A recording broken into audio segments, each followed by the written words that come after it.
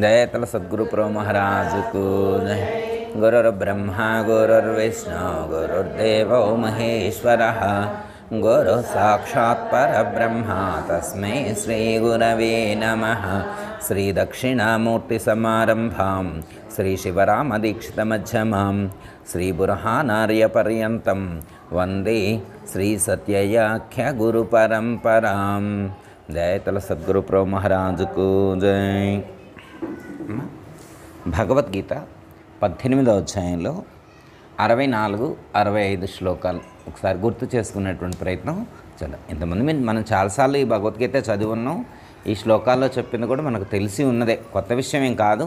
కాకపోతే మళ్ళొకసారి ఏంటంటే గుర్తు చేసుకోవటం, ఇంతకుముందు తెలుసుకున్నటువంటి దాన్ని మళ్ళొకసారి మనం గుర్తు చేసుకోవటం అట్లా.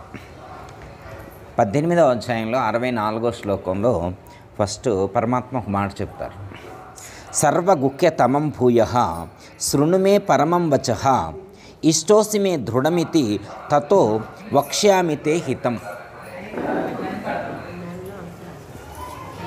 సర్వగుఖ్యతమం భూయః శృణు మే పరమం వచః ఇష్టోసి మే దృఢమితి తతో వక్ష్యామి తే హితం. ఓ అర్జున, రహస్యాలన్నింటిలో పరమ రహస్యమైనదియు శ్రేష్టమైనదియు అగు నా వాక్యమును మరలా చెప్పుచున్నాను వినుము. ఏలయనినా నీవు నాకు మిక్కిలి ఇష్టడవు. ఈ కారణం చేత నీ యొక్క హితాన్ని కోరి నేను మళ్ళీ చెప్తున్నా. ఇంతకుముందు నేను చాలాసార్లు నీకు అనేకమైనటువంటి విషయాలు చాలాసార్లు చెప్పా, అనేకమైనటువంటి సందర్భాల్లో చెప్పా. కానీ నేను ఇప్పుడు ఒక ముఖ్యమైనటువంటి విషయాన్ని చెప్దామనుకున్నాను. ఇది సీక్రెట్. ఇది ఎలాంటిదంటే అత్యంత రహస్యమైనటువంటిది, రహస్యాలన్నింటిలో రహస్యమైనటువంటిది. ఇంతకంటే సీక్రెట్ లేదు ఈ ప్రపంచంలో ఇంతకంటే సీక్రెట్ అనేటువంటిది ఇంకోటి లేదు. అదే చెప్తున్నారు, సర్వగుఖ్యతమం. ఈ ప్రపంచంలో ఉన్నటువంటి రహస్యాలన్నింటికంటే రహస్యమైనటువంటిది. ఇది ఇంపార్టెంట్ అనమాట. అంటే పరమాత్మ రహస్యాన్ని చెప్తున్నాను అన్నారు. పరమాత్మ ఏమంటున్నారు? నేను రహస్యాన్ని చెప్తున్నాను అన్నారు. మళ్ళా రహస్యమైనది శ్రేష్టమైనది. ఇది రహస్యమైనది, మళ్ళీ శ్రేష్టమైనది. మళ్ళా ఇక్కడ ఏమన్నానంటే మరలా నేను ఈ వాక్యాన్ని నీకు చెప్తున్నా. మరలా చెప్తున్నాను అని అనరు కదా, మళ్ళీ నేను నీకు చెప్తున్నాను, మళ్ళీ చెప్తున్నా, మళ్ళీ నేను చెప్తున్నా. ఇది ఎంత ముఖ్యమైనదో నువ్వు గుర్తించు. అంటే నేను ఇంతగా చెప్తున్నా అంటే ఇది ఎంత ఇంపార్టెంటో నువ్వు గుర్తించు అర్జున అని చెప్తున్నా. అంటే అర్జునుడికి శ్రీకృష్ణ పరమాత్మ నేను ఒక సీక్రెట్ చెప్తాను, ఇది చాలా ముఖ్యమైనటువంటిది, ఇది నువ్వు జాగ్రత్తగా విను నాయనా అని చెప్పి చెప్తున్నాడు. అయినా మళ్ళీ నేను ఇది ఎందుకు నీకు చెప్తున్నాను? ఇష్టోసిమే దృఢమితి అంటే నువ్వు నాకు చాలా ఇష్టమైనడు కాబట్టే నేను చెప్తున్నా ఈ సీక్రెట్. నేను వేరే ఎవరికి పడితే వాళ్ళకి చెప్పను. ఈ లోకంలో చాలామంది ఉంటారు, నా భక్తులు చాలామంది ఉన్నారు. ఈ లోకంలో నా భక్తులు చాలామంది ఉన్నారు. వాళ్ళందరికీ నేను ఇది నువ్వంటే నాకు చాలా ఇష్టం కాబట్టి నేను నీకు ఇది చెప్తున్నాను అన్నారు. ఈ కారణం చేత నీ యొక్క హితాన్ని కోరి, నీ యొక్క మేలును నేను కోరి నేను ఈ వాక్యాన్ని నీకు చెప్తున్నా అన్నారు. ఇక్కడ గురువుకు శ్రీకృష్ణునకు అర్జునుడు ప్రీతిపాత్రుడయ్యాడు. ఈ సంగతిని శ్రీకృష్ణుడే ఇష్టోసిమే దృఢమితి అను వాక్యము ద్వారా తేట తెల్లని చేశారు. ఇక్కడ చూడండి, గురువు యొక్క మనస్సులో స్థానాన్ని సంపాదించుకోవటం మామూలు విషయం కాదు. అర్థమైందమ్మా? ఇక్కడ ఏమన్నానంటే గురువు యొక్క ఇష్టమును సంపాదించుకొనటంలోనే ఉత్తమ శిష్యుని యొక్క ప్రజ్ఞ ఉంటుంది. ఎందుకంటే అమ్మా గురువుగారికి చాలామంది ఉంటారు శిష్యులు ఉంటారు. కానీ వాళ్ళందరినీ గురువుగారు గుర్తుపెట్టుకుంటారా? గుర్తుపెట్టుకోరు. ఇష్టమైన వాళ్ళనే మనసులో పెట్టుకుంటారు. మన ప్రవర్తన ఎలా ఉండాలి అంటే ఇక్కడ గురువు యొక్క మనస్సులో సుస్థిర స్థానాన్ని ఏర్పరచుకునేట్లుగా మన ప్రవర్తనా శైలి ఉండాలి. ఫస్ట్ ఫండమెంటల్ అది. అప్పుడే మనకు లేదా మన మీద గురువు గారికి ఒక నమ్మకం ఏర్పడుతుంది. గురువు యొక్క నమ్మకాన్ని, గురువు యొక్క మనసులో స్థానాన్ని ఎప్పుడు సంపాదించుకుంటామో అప్పుడు గురువు తను చెప్పాలనుకున్నటువంటి జ్ఞానాన్ని చెప్తారు. ఎందుకంటే ఇది వీళ్ళు వినగలరు, ఇది వీళ్ళకి అవసరం, దీనివల్ల వీళ్ళకి మేలు కలుగుద్ది అని చెప్తారు. అందరికీ ఎందుకు చెప్తారు? అందరికీ చెప్పరు. ఇప్పుడు ఇక్కడ అర్జునుడు పరమాత్మ యొక్క మనసులో స్థానాన్ని సంపాదించుకున్నాడు కాబట్టే అర్జునుడికి శ్రీకృష్ణ పరమాత్మ ఇంత జ్ఞానాన్ని, భగవద్గీత జ్ఞాన భాండాగారాన్ని అందించడం అనేటువంటిది జరిగింది. ఇలా చెప్తూ ఇది లాస్ట్ ముగింపుకు వచ్చింది. భగవద్గీత కంక్లూషన్ అన్నమాట. ఇక్కడ భగవద్గీత కంక్లూషన్ చేసేప్పుడు, నాయన నీకు మొత్తం చెప్పా కదా, మళ్ళీ నీకు ఒక పాయింట్అవుట్ చేసి నేను చెప్తున్నా, నీకు ఇంతకుముందు నేను చాలా చెప్పా కదా, వాటిల్లో అత్యంత ముఖ్యమైనది ఒకటి ఉంది, అది మళ్ళీ నేను నీకు చెప్తున్నా, నువ్వు జాగ్రత్తగా మనసులో పెట్టుకో, మర్చిపో మాకు అని చెప్పినట్టు. ఇప్పుడు మన పిల్లలకి కాలేజీకి వెళ్ళినప్పుడు కానీ, హాస్టల్కి వెళ్ళినప్పుడు కానీ, పెళ్ళైన తర్వాత కానీ చాలా చెప్తాం, జీవితాంతం చెప్తూనే ఉంటాం. కానీ లాస్ట్ మినిట్లో హాస్టల్కి వెళ్ళినప్పుడు, కాలేజీకి వెళ్ళినప్పుడు, పెళ్ళైన తర్వాత వెళ్ళేప్పుడు, అయ్యా నీకు చాలా మంచి, నేను ఎప్పుడు చెప్తూనే ఉన్నా కానీ లాస్ట్లో ఇగో ఇవి ఫాలో అని ముఖ్యమైనవి అప్పుడు చెప్తాం. లాస్ట్ మినిట్లో మనకి టైం ఉండదు కదా, కూర్చోబెట్టి గంటలు ఉపన్యాసాలు ఈ టైంకి 2-3 మాటలు మంచిగా చెప్తాం. అప్పుడేంటి వాళ్ళకు అత్యంత ముఖ్యమైనటువంటివేవో అవి చెప్తాం అన్నమాట. అత్యంత ఇంపార్టెంట్ ఏవైతే అవి చెప్తామన్నమాట. ఇక్కడ పరమాత్మ కూడా నీకు నేను ఆ ముఖ్యమైనటువంటి అంశం చెప్తానని చెప్పారు. అయితే పరమాత్మ చెప్పినటువంటి ఆ ముఖ్యమైనటువంటి విషయం మనం విన్నామనుకోండి, మనకి అది నిజంగా ఇది ముఖ్యమైనదేనా కాదా అని మనకు అనిపించాలి. మళ్ళీ మనం చెక్ చేసుకోవాలి. పరమాత్మ నేను ఒక సీక్రెట్ చెప్తున్నానని అన్నారు. విన్న తర్వాత మనకేమనిపించాలా, అది నిజంగా సీక్రెట్ అని మనకు అనిపించాలి. నిజంగా సీక్రెటే చెప్పుంటాడని మనకు అనిపించాలి. అది విన్నటువంటి వాళ్లకు మనకి అది నిజంగా సీక్రెట్ అవునా కాదా అని మనకు అనిపిస్తుందా, సీక్రెటే అని అనుకోవాలా? కొంతమందికి ఏమనిపిస్తుంది అంటే, పరమాత్మ ఏదో సీక్రెట్ చెబుతాడు, ఇది సీక్రెట్ లేదా, ఏం లేదా, ఇందులో ఏ సీక్రెట్ ఉందని అనిపిస్తుంది. విన్న వాళ్ళకి ఏమనిపిస్తుంది, ఇందులో ఏం సీక్రెట్ ఉన్నది అని అనిపిస్తుంది. అర్థమైందమ్మా? అయితే పరమాత్మ ఏ లక్ష్యంతో చెప్పారు, ఏ ఉద్దేశంతో చెప్పారు అనేటువంటి దాన్ని గుర్తించడంలోనే మన ప్రజ్ఞ ఉంటుంది. ఇది అత్యంత ముఖ్యమైనదని ఎందుకు చెప్పారో గుర్తించగలిగినటువంటి ప్రజ్ఞ ఏదైతే ఉంటుందో అది ఉత్తమ శిష్యుని యొక్క లక్షణంగా ఇక్కడ పరిగణలోకి తీసుకోవడం అనేటువంటిది జరుగుతుంది. సామాన్యుడు అనుకో, ఓ ఇదేనా, ఏ సీక్రెట్ చెబుతారంటే ఆయన ఏదో చెప్తారు అనుకుని తేరా చూస్తే ఇది నాకు తెలిసిందే చెప్పిండి అనుకుంటాం. అంటే పరమాత్మ ముందే చెప్పారు, నేను ఇంతకుముందు చెప్పాను, మళ్ళా నేను గుర్తు చేస్తున్నా అన్నారు. ఇంతకుముందు చెప్పిన విషయాన్నే మళ్ళా నేను నీకు గుర్తు చేస్తున్నాను అన్నారు. మనకు భగవద్గీత 7వ అధ్యాయం కూడా చాలా ముఖ్యమైనటువంటిది.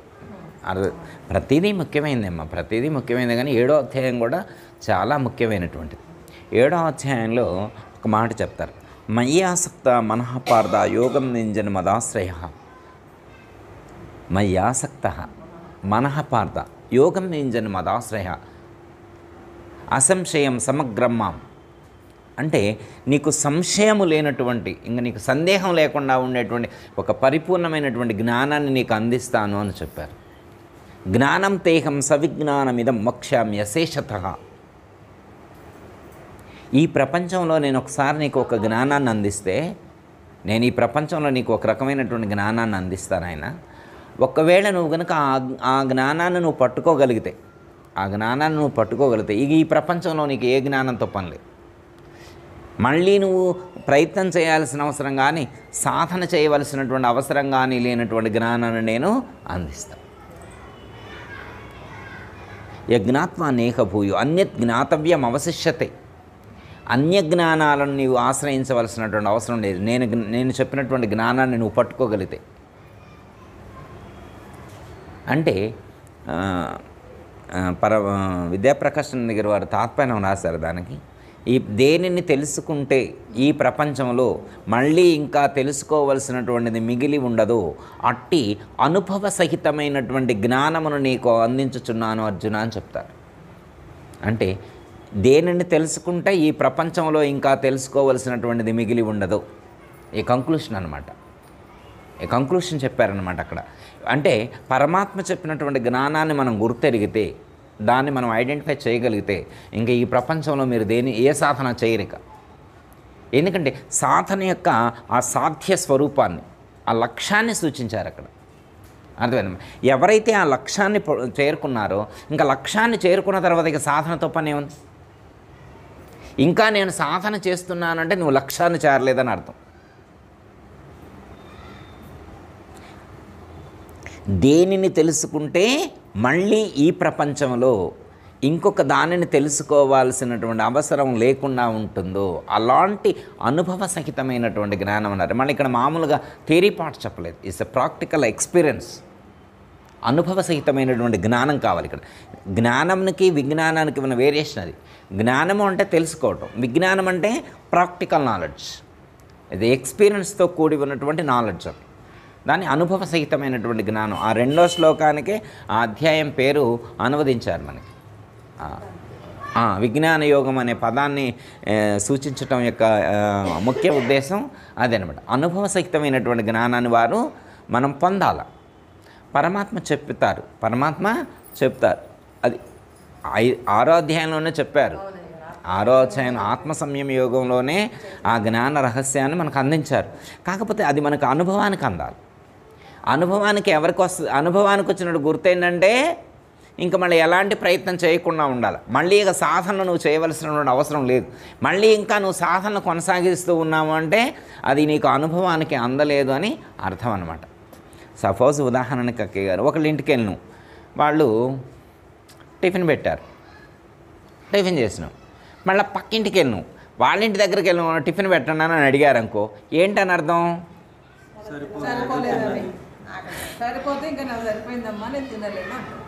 సరిపోతే పక్కింట్లో అడగరు, వాళ్ళు పెట్టినా నాకు చాలమ్మా ఇప్పుడే తినొచ్చా అంటారు. వాళ్ళు పెట్టినా తినరు. లేకపోతే వీళ్ళే అడిగి పెట్టమన్నారంటే ఏంటి అర్థం?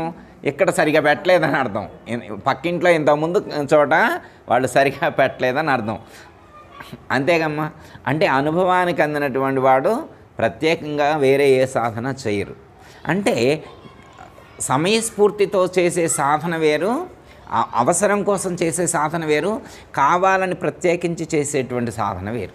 సపోజ్ మీ కొడుకో కోడలో మనవడో మనవరాలో గుడికి వెళ్తున్నారు, వెళ్ళొచ్చు. ఎవరో వాళ్ళు హోమం చేసుకుంటున్నారు, వాళ్ళు చేసుకుంటున్నారు, రమ్మన్నారు, మీరు వెళ్ళొచ్చు. అంత మాత్రం చేత మీరు తప్పు చేశారని కాదు. కాకపోతే మీ అంతటి మీరేనే నేను ఇది చేస్తున్నాను నా జ్ఞానం కోసం, నా కర్మ తొలగడం కోసం నేను యజ్ఞం చేస్తున్నా, హోమం చేస్తున్నా, లేకపోతే ఈ కర్మలు చేస్తున్నానని ప్రత్యేకించి చేస్తున్నాము అంటే ఈ జ్ఞానం అనుభవంలోకి అందలేదని అర్థం. అంటే మనం చేసే ఉద్దేశం ఇక్కడ ఇంపార్టెంట్. చేయటం తప్ప ఒప్ప క్రైటీరియా కాదు ఇక్కడ. మీరు చేయొచ్చు చేయకపోవచ్చు, దట్స్ ఆల్, అది మీ ఇష్టం కాదు. చేసే ఉద్దేశం. మీరు ఇప్పుడు సపోజ్ మన ఆశ్రమంలో హోమం చేస్తున్నాం, చాలామంది క్వశ్చన్ అనమాట. చంద్రశేఖర్ గారిని అడిగారంట ఒక గురువు గారు, మీ గురువు గారు ఎందుకు హోమం చేస్తున్నారో నాకు కనుక్కొని చెప్పు అన్నారట. ఆ గురువు గారు కూడా నన్ను అడిగారు, మీరు ఎందుకు హోమం చేస్తున్నారు గురువు గారు అని అడిగారు.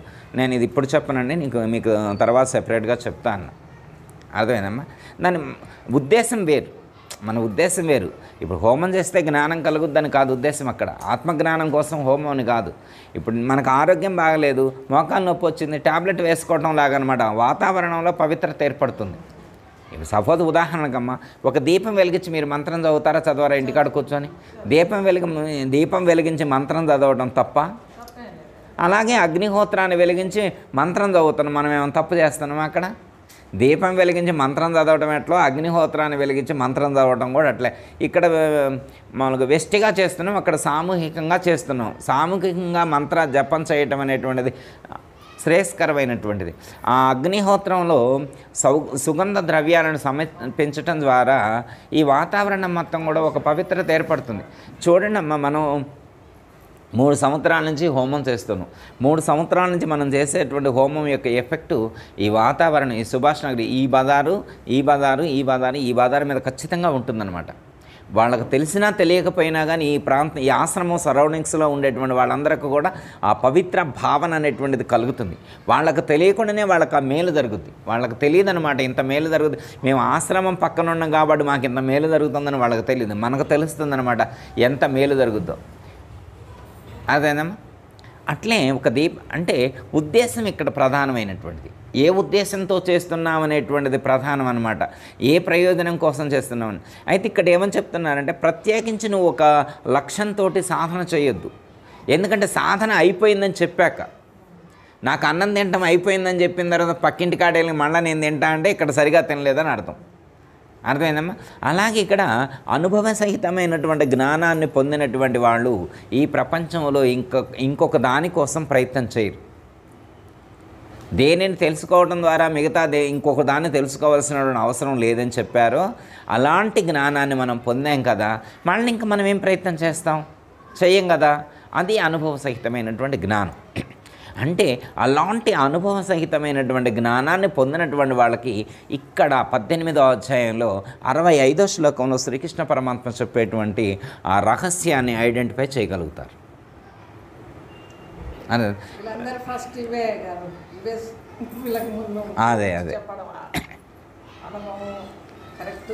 అంతే అట్లా ఇంపార్టెంట్ శ్లోకాలు అయిన తర్వాతే మాకు గురువు గారి దగ్గరికి ఓకే చెప్పిన తర్వాతే కరెక్టే పునాది పడింది ఈ 3 శ్లోకాలకి. ఓకే. ఇప్పుడు పరమాత్మ చెప్తా అన్నారు, సీక్రెట్ చెప్తా అన్నా. నేను ఎదురు చూస్తాను. ఎవరు? అర్జునుడు. ఏం సీక్రెట్ చెబుతున్నా అనుకుంటు. తేరా అంటే అది అర్థమైతే ఓకే, ఆయన చెప్పిన సీక్రెట్ అర్థమైతే ఓకే, అర్థం కాలేదనుకో ఓ సింతేనా అనుకుంటాడు. ఆయన ఏదో చెబుతారంటే నేను తేరా చూస్తే ఏం లేదు తుస్సు అన్నది అనుకుంటాను. అంటే అర్థం కానప్పుడు, అర్థమైతే ఓకే అలా చెప్పారా, దీని అర్థం అదే అని మనం గుర్తించగలుగుతాం. అదేంటో మనం ఒకసారి గుర్తు చేసుకుందాం. ఇంతకుముందు విన్నదే మళ్ళీ ఒకసారి గుర్తు చేసుకుందాం. మన్మనాభవ మద్భక్తో మద్యాజీ మాం నమస్కురు మామే వైశ్యసి సత్యంతే ప్రతి జానే ప్రియోసిమే. ఓ అర్జున, అంటే పరమాత్మ చెప్తున్నాడు, నా యందు మనస్సుంచుము, నా ఎడల భక్తి కలిగి ఉండుము, నన్ను ఆరాధించుము, నాకు నమస్కరింపుము. ఇట్లు కావించదవేని నీవు నన్నే పొందగలవు. నీవు నాకు ఇష్టమై ఉన్నావు కాబట్టి యథార్థముగా ప్రతిష్ఠ చేసి చెప్తున్నాను. మళ్ళీ ఇంకేమని చెప్తున్నాడు? ఇట్రా నాయన శిష్యుడిని పిలిచి దగ్గరకు చూపెట్టి నీ చెయ్యేది ఇచ్చిన తర్వాత చేతిలో చేసి అర్జున, నేను నీకు ప్రమాణం చేసి చెప్తున్నా.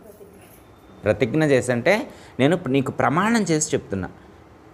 అర్జునుడికి శ్రీకృష్ణ పరమాత్మ ప్రమాణం చేసి సీక్రెట్ చెబుతాను ఇది చెప్పిండు. అర్థమైందా? ప్రమాణం చేసినప్పుడు ఏమనుకున్నాడు? చాలామంది ఏమనుకుంటారు, సీక్రెట్ చెబుతారంటే ఊర్ధ్వకుండల్ని చెప్తారు, అధోకుండల్ని చెబుతారు, జీవ బ్రహ్మైక్య రహస్యాన్ని చెబుతారు. నేను ఏదో ఎదురు చూస్తున్నాడు శిష్యుడు ఏం చెబుతారో సీక్రెట్ అని ఎదురు చూస్తున్నాడు. తీరా చూస్తే ఏమని చెప్పారు? మన్మనాభవ మద్భక్తో నా భక్త రూపము మద్యాజి మాం నమస్కురు, నాకు నమస్కరింపుము, భక్తి కలిగి ఉండము, మనస్సు నా యందు నిలిపి ఉంచము, రెండవది నన్నే ఆరాధింపము. ఇంకోటి ఏమన్నారంటే నాకు నమస్కారం చెయ్యి. ఈ నమస్కారం చేయటం కూడా సీక్రెటా? ఇదే మనం రోజు చేస్తూనే ఉన్నాం కదా నమస్కారం. గురువుగారు కనపడ్డప్పుడల్లా నమస్కారం చేస్తాను, మళ్ళీ ఆయన నమస్కారం చేయమంటున్నాం. ఏ పద్మకేయ ఇందులో ఏమన్నా సీక్రెట్ ఉందా? ఏం లేదుగా, మనకి తెలిసిందే కదా. ఇందులో ఏం సీక్రెట్ ఉంది? ఏదైనా ఉంటే మనం పట్టుకోవాలి. అందులో ఏమైనా సీక్రెట్ ఉంటే ఇవన్నీ ఎందుకు చేయమన్నారు? ఇక్కడ ఏంటంటే భగవానుడు అతి రహస్యమగు బోధన చెప్పేదనని పలికి వీనిని ప్రారంభించటం వలన ఈ శ్లోకం యొక్క మహత్తు ఎట్టిదో ముందుగానే ఊహించుకోవచ్చు. విద్యాప్రకాశానంద గారు వారు చెప్తున్నారు, నేను ఒక రహస్యాన్ని చెప్తా అన్నప్పుడు అప్పుడే ఈ శ్లోకం యొక్క గొప్పదనం ఏంటో ముందు మీరు గుర్తించాలి. ఇదేదో ముఖ్యమైనది అయి ఉంటుందని మీరు అనుకోవాలి. అంటే ఇది అంత గొప్పది అని చెప్పి మళ్ళీ విద్యాప్రకాశానంద గిరి స్వామి వారు కూడా మళ్ళీ మనకు అర్థం కావడం కోసం పరమాత్మ చెప్పాలనుకున్నది మళ్ళీ మనకి కాన్ఫిడెంట్గా అర్థం కావడం కోసం చెప్తున్నారనమాట. ఏమని చెప్పారు ఇందులో అంటే గత శ్లోకంలో ఈ శ్లోకం, ఈ 2 శ్లోకముల యందును మొదటి పాదము సాధనను, రెండవ పాదము సాధ్యమును తెలుపుచున్నవి. అంటే ఒకటి పాదం ఏంటది? సాధన, రెండోది సాధ్యం. ఒకటి సాధన చేయటం, రెండోది సాధ్య వస్తువుని పొందటం. ఒకటి సాధన చేయటం, రెండోది సాధ్య వస్తువును.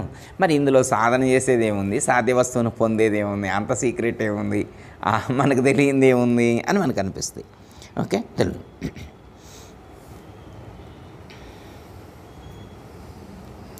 ఒకటి మనస్సును దైవమునందు లగ్నము చేయటం.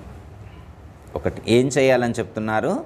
ఒకటి మనస్సును దైవమునందు లగ్నము చేయుట, 2 దైవమునందు భక్తి కలిగి ఉండుట, 3 దైవమునే ఆరాధించుట, దైవమునకే నమస్కరించుట. ఈ 4 సాధనలు చేయువాడు లక్ష్యమగు పరమాత్మను తప్పక పొందగలడు. మామే వైశసి అంటే తప్పక పరమాత్మను పొందగలడు. పరమాత్మ ప్రాప్తియే ఈ సాధన యొక్క ఫలితమై ఉన్నది. ఫలితం అంటే లక్ష్యం ఏంటంటే పరమాత్మను ప్రాప్తింప చేసుకోవాలి. లక్ష్యం ఏంటది? పరమాత్మను ప్రాప్తింప చేసుకోవాలి.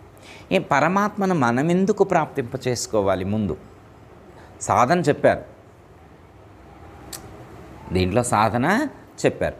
నా భక్తుడు కమ్ము, 2 నన్ను ఆరాధించుము, 2 నాకు నమస్కరింపుము, నా యందు భక్తి కలిగి ఉండము. ఓకే, మరి ఇవన్నీ మనం చేయాలంటే ఎందుకు చేస్తాం, ఎవరికి చేస్తాం, ఎప్పుడు చేస్తాం, ఎక్కడ చేస్తాం? ఫస్ట్ మనస్సును దైవమునందు లగ్నం చేయుట. మన మనసును ఎక్కడ లగ్నం చేయాలి? దైవమునందు లగ్నం చేయాలి. 2 దైవమునందు భక్తి కలిగి ఉండుట, 3 దైవమునే ఆరాధించుట, దైవమునకు నమస్కరించుట. అంటే లగ్నం చేయటం, భక్తి కలిగి ఉండటం, ఆరాధించటం, నమస్కరించటం, ఈ 4 మనం చేయాలని చెప్పారు. ఈ లోకంలో పుట్టినటువంటి ప్రతి భక్తుడు, జన్మకు వచ్చి ఆధ్యాత్మిక మార్గంలో అడుగులు వేసేటువంటి ప్రతి భక్తుడు చేయవలసినటువంటి కర్తవ్యం, చేయవలసినటువంటి సాధన ఈ 4 చేయాలి. ఒకటి భగవంతుని దైవమునందు మనసును లగ్నం చేయాలి, భక్తి కలిగి ఉండాలి, ఆరాధించాలి, నమస్కరించాలి. ఇవి చేయాలని చెప్తున్నాడు. ఇవి ఎందుకు చేయాలి అనే ప్రశ్న వేస్తారనుకో ఎవరైనా, ఇవి ఎందుకు చేయాలి అని చెప్పి ప్రశ్న వేశారనుకోమ్మా. ప్రశ్న వేసినప్పుడు మనకి ఆ ప్రయోజనం తెలిస్తే ఇవి చేయగలుగుతాం. ఇవి ఎప్పుడు చేయగలుగుతాం? ఆ వాల్యూ తెలిస్తే, పరమాత్మ యొక్క వాల్యూ మనకు తెలిస్తే ఇవి మనం చేయగలుగుతాం. మరి పరమాత్మ యొక్క వాల్యూ తెలుసుకోవాలి కదా. ముందు సాధకుడు ఏం చేయాలంటే పరమాత్మ యొక్క గొప్పతనం తెలుసుకోవాలి, పరమాత్మ యొక్క విలువ తెలుసుకోవాలి. పరమాత్మ యొక్క గొప్పతనం తెలుసుకొని పరమాత్మ యొక్క విలువ తెలుసుకున్నప్పుడు సాధకుడు ఇవి చేయగలుగుతాడు. సాధకుడు ఇవి చేయగలుగుతాడు. అర్థమైందమ్మా? ఎందుకు పరమాత్మ యందు మనం అంత ఒబిడియన్సీ కలిగి ఉండాలి? ఎందుకు శరణాగతి చెందాలి?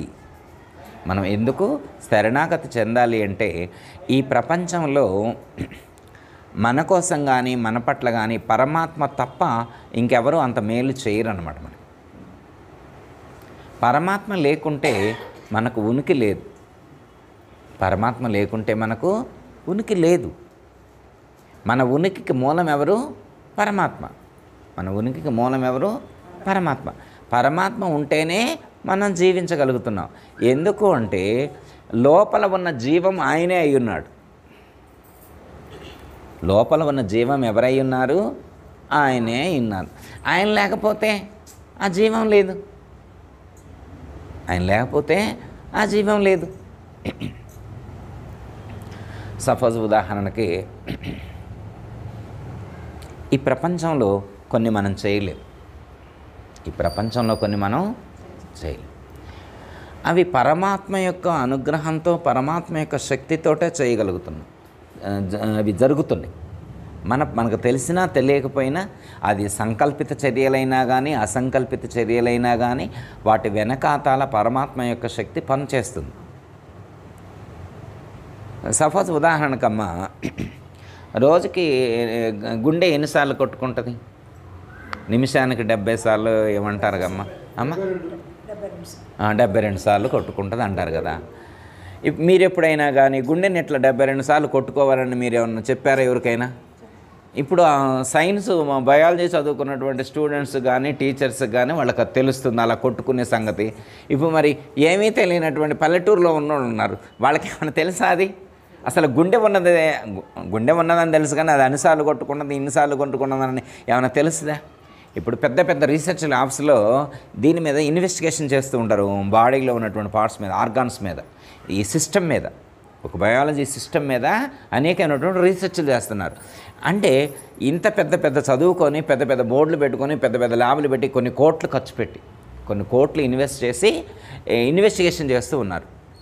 ఎక్కడ ఇన్వెస్టిగేషన్ చేస్తున్నారు?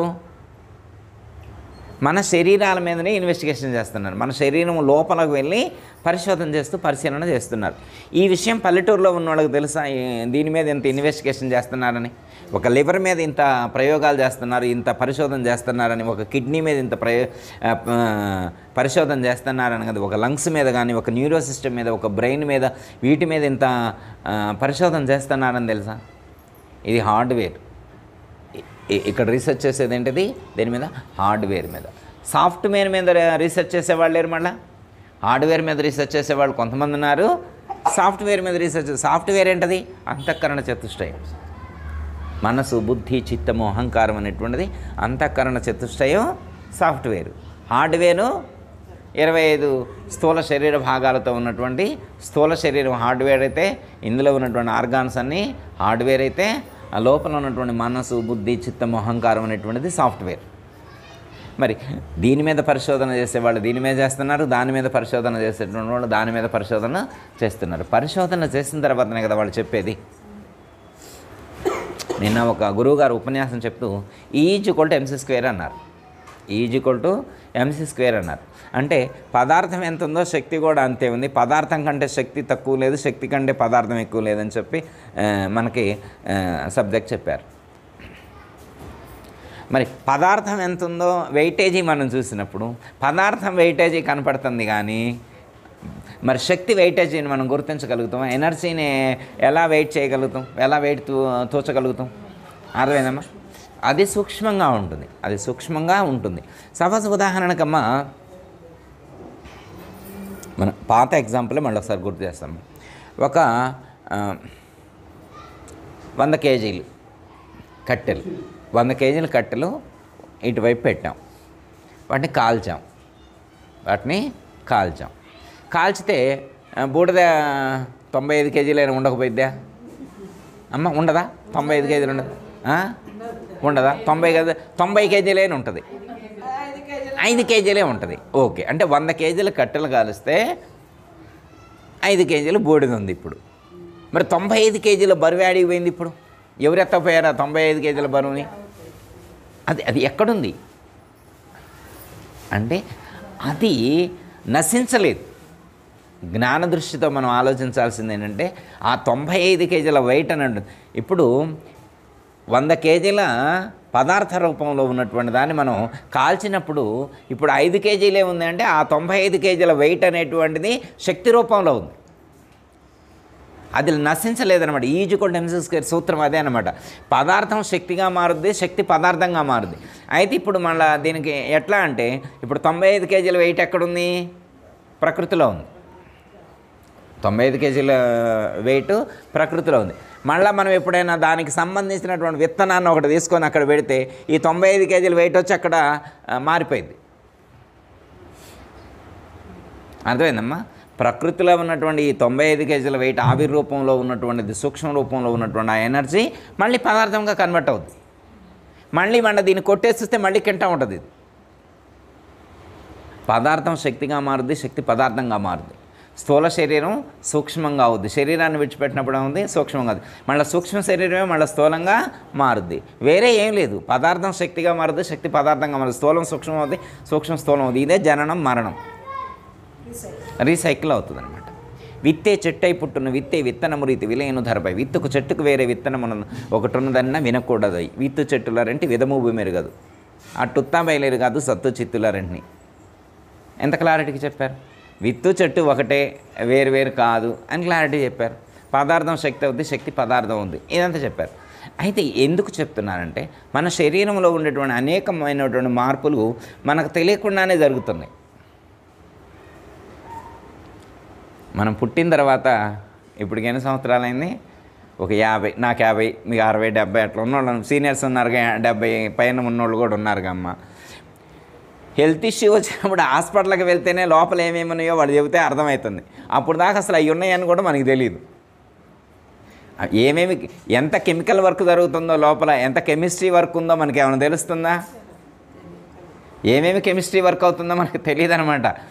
డాక్టర్ గారి దగ్గరికి వెళ్తే ఇది ఒక ల్యాబ్ లాగా ఉందని ఆయన చెప్తే మనకు వివరిస్తే అర్థమవుతుంది. తెలీదు. కన్నార్పేద కూడా మనకు తెలీదు. అసలు ఇంకోటమ్మా, కన్నార్పేద తెలియటం అది ఓకే. ఇప్పుడు చెవి ఉంది కదా, ఈ చెవికాడ అనేకమైనటువంటి శబ్దాలను విన్నాం కదా, అసలు చెవికాడ వినేవాడని గుర్తించగలుగుతున్నాం మనం? బయటకే ఉంది కదా చెవు బయటకే ఉంది కమ్మా, చెవు బయటకే ఉంది, కానీ వినేవాడు ఎక్కడున్నాడో మనకి ఏమైనా తెలుస్తుందా? చెవికాడ వినేవాడు ఏమన్నా తెలుస్తుందా?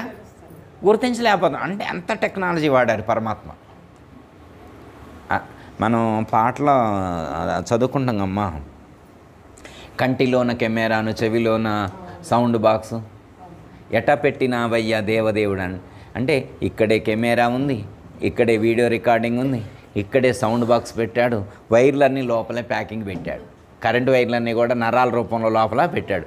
ఎనర్జీ ఇక్కడే జనరేట్ అవటం, ఈ ఎనర్జీ ఇక్కడే సప్లై అవ్వటం, ఇక్కడే కెమెరా పనిచేయటం, ఇక్కడే వాయిస్ ఓవర్ వస్తుంది, ఇక్కడే సౌండ్ బాక్సులు. ఇది మౌత్ పీస్. ఇది నోరు అనేటువంటిది మౌత్ పీసు, కళ్ళు అనేటువంటివి వీడియో రికార్డింగ్ చేసేటువంటివి, చెవులు అనేటువంటివి సౌండ్ బాక్సులు. ఇదే మనం మైక్ సిస్టమ్ పెట్టుకున్నాం కదా, అక్కడ మైక్ సిస్టమ్ ఇక్కడే ఉంది. దీన్ని చూసేవాడు మైక్ సిస్టమ్ కనిపెట్టాడు, పెట్టాడు. మరి ఇంత పెట్టి నడిపిస్తేనే మనం ఏమైనా గుర్తించగలుగుతున్నామా? పరమాత్మకి ఎందుకు మనం నమస్కారం చేయాలి, ఆయన ఎందుకు భక్తి కలిగి ఉండాలి, ఆయన ఎందుకు ఆరాధించాలి, ఎందుకు నమస్కరించాలి అంటే పరమాత్మ ఇవన్నీ చేస్తున్నాడు కాబట్టి. నువ్వు చేయలేనివి ఆయన చేస్తున్నాడు కాబట్టి నువ్వు చేయలేవు. ఇప్పుడు సపోజ్ మన హార్ట్ ఆగిపోయింది అనుకోమ్మా, సరి చేయించుకో. ఈ ప్రపంచాన్ని ఇంత సాధించాను నేను, ప్రపంచాన్ని నేను రాకెట్ వేసుకొని అనేకమైనటువంటి ఖగోళంలోకి వెళ్ళిపోతున్నాను, నేను రాకెట్ వేసుకొని అనేకమైనటువంటి గ్రహాలకి నక్షత్రాలకి నేను సంచరిస్తున్నానని చెప్తున్నారు కదా. మరి ఇంత ఇంప్రూవ్ నాలెడ్జ్ ఉన్నప్పుడు ఆగిపోయిన గుండెని కదిలించమనండి, మోకాళ్ళ నొప్పిని తగ్గించుకోమనండి. మీ మోకాళ్ళ నొప్పికి చెప్పండి. మీరు అంత శక్తివంతులైతే మీరు చెబితే మీ మోకాలు నొప్పి తగ్గాలి. మీరు చెబితే మీ మోకాలు నొప్పి తగ్గట్లేదంటే ఏంటర్థం? మీరు చెప్పిన మాట ఈ కాలు వినటం లేదు, మీ శరీరమే మీరు చెప్పిన మాట వినటం లేదు. మీరు చెబితే నా గుండె అని చెప్తున్నాం కదా, నా హార్ట్ అని చెప్తున్నాం కదా, నీ హార్ట్ నీ మాట వినటం లేదు, నీ కిడ్నీ నీ మాట వింటలేదు, అది సరిగా పంపింగ్ చేయట్లేదు. ప్యాంక్రియాస్ నువ్వు చెప్పినట్లు పనిచేయట్లేదు, థైరాయిడ్ నువ్వు చెప్పినట్లు పనిచేయట్లేదు, బ్రెయిన్ నువ్వు చెప్పినట్లు పనిచేయట్లేదు, నీ మనసే నువ్వు చెప్పినట్లు పనిచేయట్లేదు. మరి ఇవన్నీ ఎవరు పని చేయిస్తున్నారు? ఇవన్నీ పని చేయించడం, ఈ విశ్వం మొత్తాన్ని నడిపించేటువంటి శక్తి ఎవరైతే ఉన్నారో అట్టి శక్తి పరమాత్మ. అంటే ఇవన్నీ మనం చేసుకోలేకపోతున్నాం, కానీ అంటే మన పరిధిని బట్టి మనకు అనుకోండి. ఇప్పుడు ఋషులు ఉన్నారనుకోండి, ఋషులు ఏదైనా చేయగలుగుతారు. వాళ్ళు అంటారు ఎట్లా అంటే వాళ్ళకి ఆ ఎక్స్పీరియన్స్ ఉంటుంది, వాళ్ళకి సిద్ధి పొంది ఉంటారు, అందులో సిద్ధి పొంది ఉంటారు. కాబట్టి వాళ్ళు ఈ ప్రకృతి మీద పట్టు సాధించారు. వాళ్ళని అవధూతలు అంటారు, లేకపోతే సిద్ధ పురుషులు అంటారు. సిద్ధి పొంది ఉన్నారు వాళ్ళు, అవధులు దాటి ఉన్నారు. అంటే ప్రకృతి, అది ఈ ప్రకృతి జగత్తు యొక్క దాన్ని సాధన చేసి దాన్ని వశం చేసుకొని సిద్ధి పొంది ఉన్నారు. పాల్ బ్రంటన్, రమణ మహర్షి శిష్యుడు పాల్ బ్రంటన్ ఇండియా వచ్చి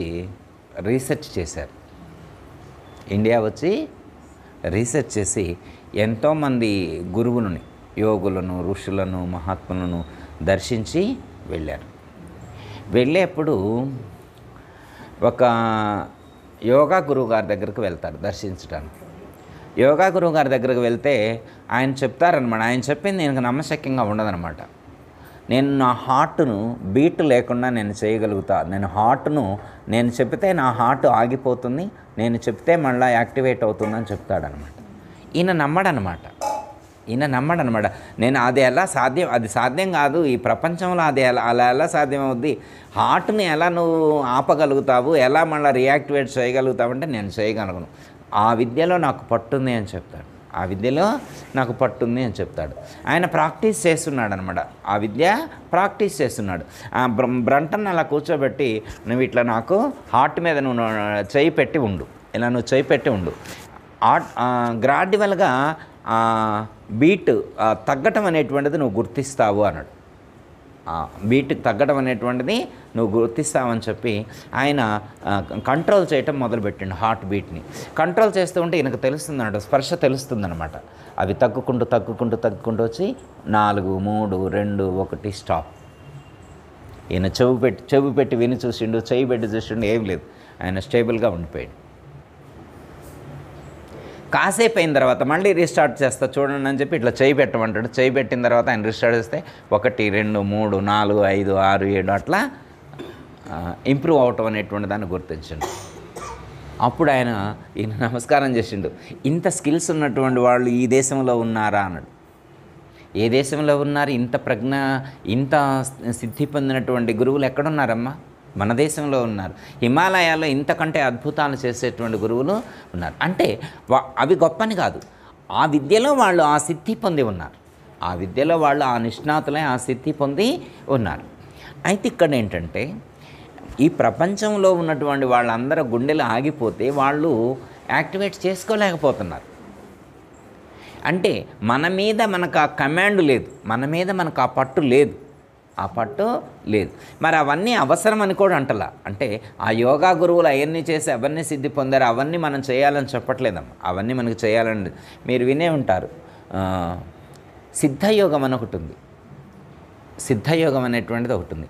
వాళ్ళకి ప్రాక్టీస్ ఏం చేస్తారంటే, వాళ్ళకి మార్కెట్లోకి వెళ్ళాలంటే, విద్య నేర్చుకున్న తర్వాత మార్కెట్లోకి వెళ్ళాలి కదా. మార్కెట్లోకి వెళ్ళాలన్నప్పుడు వాళ్ళకి ప్రాక్టీస్ ఏం చేపిస్తారంటే, వాళ్ళని మార్కెట్కి పంపించే ముందు అందరికీ వాళ్ళ వేళ్ళు కట్ చేపిస్తారు. వాళ్ళతోటి వాళ్ళ వేళ్ళు కట్ చేయించి మళ్ళీ వాళ్ళే అతికించుకోవాలన్నమాట. ఎవరి వాళ్ళ ఇష్టం వచ్చినటువంటి పార్ట్ కట్ చేసుకోవచ్చు. వాళ్ళ బాడీలో ఉన్నటువంటి ఇష్టమైనటువంటి పార్ట్ వాళ్ళు కట్ చేసుకొని మళ్ళీ అతికించుకొని ఓకే హెల్తీ ఉంది పర్వాలేదని ఆ గురువుగారు ఆమోదం పొందితే ఆయన ముద్ర కొడితే సర్టిఫికేట్ ఇస్తే మార్కెటింగ్లోకి వెళ్ళాలన్నమాట. అది నాడీ వైద్యం అంటే. అదేనమ్మా. సిద్ధ వైద్యం అని కూడా అంటారు, నాడీ వైద్యం అని అంటారు, లేకపోతే నాడీ సిద్ధ వైద్యం అని కూడా చెప్తారు. రకరకాల పేర్లతో చెప్తారు. సిద్ధ వైద్యం అంటే ఇదే అనమాట. సిద్ధి పొందినటువంటి వాళ్ళు అనమాట. సిద్ధి పొందినటువంటి వాళ్ళు చేసేటువంటి వైద్యం. వాళ్ళు ఇలా నాడి పట్టుకొనే చెప్పగలుగుతారనమాట మన బాడీలో ఉన్నటువంటి సిమ్టమ్స్ మొత్తం. అంత స్థితి పొందినటువంటి విద్య కూడా మన భారతదేశంలో అప్పట్లో ఉండేది, ప్రాచీనం. ఇప్పుడు కూడా సిద్ధ వైద్యమైన బోర్డులు పెట్టుకున్నారు, కానీ మరి వాళ్ళు ఎంతవరకు వాళ్ళ బాడీ పార్ట్స్ని కట్ చేసి అతికించుకున్నారో మనకి తెలియదు. కానీ ఒకప్పుడు మన భారతదేశంలో అలాంటి సిద్ధయోగులు ఉన్నారు. ఓకే, అంటే ఇవన్నీ ఎందుకంటే అట్లాంటి సిద్ధి పొందినటువంటి వాళ్ళు కూడా ఉన్నారు. సరే, మనకంటే అవన్నీ అవసరం లేదు. మనం ఇప్పుడు దైవాన్ని ఎందుకు ఆరాధించాలి అంటే, మన శరీరంలో ఉన్నటువంటి ప్రతి ఆర్గాన్ను కూడా కదిలించేటువంటి శక్తి ఏదైతే ఉన్నదో ఆ శక్తిని గుర్తించాలి. ఆ శక్తి లేకపోతే ఏమీ పనిచేయట్లేదు, మన ఉనికి లేదు. ఆ శక్తి లేకపోతే మన ఉనికి హార్డ్వేర్ లేదు, సాఫ్ట్వేర్ లేదు. హార్డ్వేర్ పనిచేయదు, సాఫ్ట్వేర్ పనిచేయదు. ఏది పని చేయాలన్నా కానీ ఎనర్జీ ఉండాలన్నమాట. అంటే తాను ఒక శరీరాన్ని సృష్టించి అందులో ఒక హార్డ్వేర్ సాఫ్ట్వేర్ రెండింటిని ఏర్పాటు చేసి అందులో ఆయన ప్రతిష్ఠితమై ఎందుకున్నాడు ఇది గుర్తించాల్సింది మనం. ఇప్పుడు మన శరీరం ఉందమ్మా, అసలు ఈ శరీరం ఎందుకు పుట్టింది? ఈ శరీరం ఎందుకు పుట్టింది? ఈ శరీరంలో నేనెందుకున్నాను? ఈ శరీరంలో నేనెందుకున్నాను? నా కర్తవ్యం ఏంటి అని ఎంతమంది ప్రశ్నించుకోగలుగుతారు? కేవలం ఈ శరీరం వచ్చింది వండుకొని తినడానికి, డబ్బులు సంపాదించుకోవడం కోసం అనేవాళ్ళే ఈ లోకంలో ఎక్కువ మంది ఉన్నారు. అర్థమైందమ్మా? ఎంతమంది ఉన్నారు? అంటే ఈ శరీరం ఏ లక్ష్యం కోసం వచ్చింది, ఇది ఎందుకోసం వచ్చింది, ఇంత సిస్టమ్, ఎంత అద్భుతమైనటువంటి సిస్టమ్ ఇది. ఈ శరీరం అనేటువంటిది కానీ, మనసు అనేటువంటిది కానీ, ఇంద్రియాలు అనేటువంటివి ఇవన్నీ ఎందుకు ఇచ్చారు, దేనికోసం ఇచ్చారు అనేటువంటిది అవగాహన చేసుకొని తన లక్ష్యం కోసం ప్రయత్నం చేసేటువంటి వాళ్ళు ఎంతమంది ఉన్నారు. అర్థం. ఈ ప్రపంచంలో మనం ఎవరూ చేయలేనటువంటి ఆ మేలు పరమాత్మ చేస్తున్నారు. ఎవరూ చేయలేనటువంటి మేలు పరమాత్మ చేస్తున్నారు. అయితే పరమాత్మ మనకిచ్చినటువంటి ఒక అద్భుతమైనటువంటి అవకాశం ఇది. పరమాత్మ మనకిచ్చినటువంటి ఒక అద్భుతమైనటువంటి అవకాశం. ఈ ప్రపంచంలో మీకు పరమాత్మ తప్ప ఇంకెవరు ఇలాంటి విలువైనటువంటి వస్తువులు ఇవ్వరు. ఇలాంటి విలువైనటువంటి వస్తువులు ఎవరు ఇవ్వరు అన్నమాట. మనం ఏమివ్వగలుగుతామంటే దేవుడికి అంటే ఓకే మంచిదే. ఇప్పుడు వెంట్రుకలు ఇచ్చేస్తారు గుడికి వెళ్ళి. తిరుపతి వెళ్ళిన వాళ్ళందరూ ఏం చేస్తారు, వెంట్రుకలు ఇచ్చేస్తారు. నేను చాలామందిని గమనించాను అనమాట. తిరుపతి వెళ్ళి ఎంట్రుకలు ఇవ్వకుండా ఎట్టొస్తాం అంటాడు. తిరుపతి అక్కడ దాకా వెళ్ళి ఎంట్రుకలు ఇవ్వకుండా ఎట్టొస్తాం. అన్నవరం వెళ్ళిండు, ఎంట్రుకలు ఇవ్వకుండా ఎలా వస్తాం.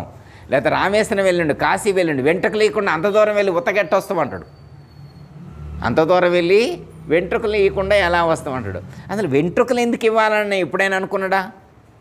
ఆ వెంట్రుకలకి దేవుడికి ఏమైనా రిలేషన్ ఉందా అమ్మ? మన వెంట్రుకలకు కానీ దేవుడికి కానీ ఏమైనా రిలేషన్ ఉందా? దేవుడు ఏమైనా బోర్డు పెట్టుకొని కూర్చున్నాడా, వచ్చిన వాళ్ళందరూ వెంట్రుకలు ఇవ్వాలని ఏమైనా బోర్డు పెట్టుకొని ఉందా? అదేమైనా శాసనమా? గుడికి వెళ్ళినటువంటి వాళ్ళందరూ శిరోధాలు సమర్పించాలనేటువంటిది ఏమైనా ఒక శాసనమా? ఎందుకు? ఎంతమందికి అర్థమవుద్ది? ఎందుకు ఇవ్వాలి అనేటువంటిది ఎంతమందికి అర్థమవుద్ది అమ్మ? అవసరమా? ఇవ్వాల్సిన అవసరం ఉందా?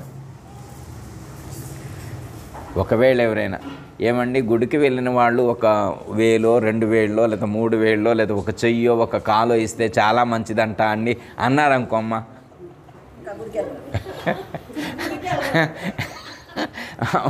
ఒక ఆయన మొన్ననే కన్నిచ్చిందంట. ఒక ఆయన మొన్న ఈ మధ్యనే ఒక ఆయన కన్నిచ్చిందంట శ్రీకాళహస్తిలో అని చెప్పారనుకోమ్మ. ఒక కన్ను ఆయన ఒకటే ఇచ్చింది కానీ నిండిస్తా అని చెప్పిస్తే ఇవ్వగలరా? అంటే ఇస్తే భక్తుడని కాదమ్మా, ఇవ్వకపోతే భక్తుడు కాదని కాదు. ఇస్తేనే భక్తుడు, ఇవ్వకపోతే భక్తుడు కాదు అనేటువంటిది ఉద్దేశం కాదు. ఇప్పుడు ద్రోణాచార్యులు వారు అడిగితే ఏకలవ్యుడు బొట్టనవేలు ఇచ్చాడు. దాని ఉద్దేశం వేరు.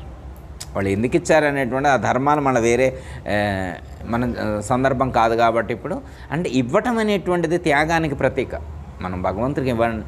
అయితే ఇందులో నాది నాది నాదంటాం. ఇందులో అసలు నీదేముంది? ఈ టాప్ టు పాదం నుండి శిరస్సు వరకు ఉన్నటువంటి ఈ శరీరంలో నువ్వు సొంతంగా సృష్టించుకుందేముంది?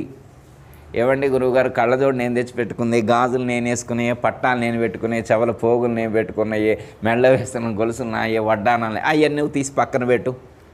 నువ్వేమేమి తయారు చేసి తెచ్చి పెట్టుకున్నావు అవన్నీ పక్కన పెడదాం. అవన్నీ తీసి పక్కన పెట్టిన తర్వాత నువ్వు వెళ్ళి బెడ్రూమ్లోనో ఎక్కడో ఫ్రీగా కూర్చొని ఆలోచించుకో. నా సొంతం ఏమున్నాయి, భగవంతుడు ఇచ్చినవి ఏమున్నాయి అని ఒకసారి టెస్ట్ చేసుకో. ఇప్పుడు మనం సొంతం తెచ్చుకునే ఎక్కువ ఉన్నాయా, భగవంతుడు ఇచ్చినవి ఎక్కువ ఉన్నాయా? దీంట్లో అయితే మనం భౌతికంగా ఈ ప్రకృతిలో నుంచి తీసుకున్నవి కూడా భగవంతుడికి సంబంధించిన వస్తువులే, భగవంతుడికి సంబంధించినటువంటి వస్తువులే ఇవన్నీ కూడా.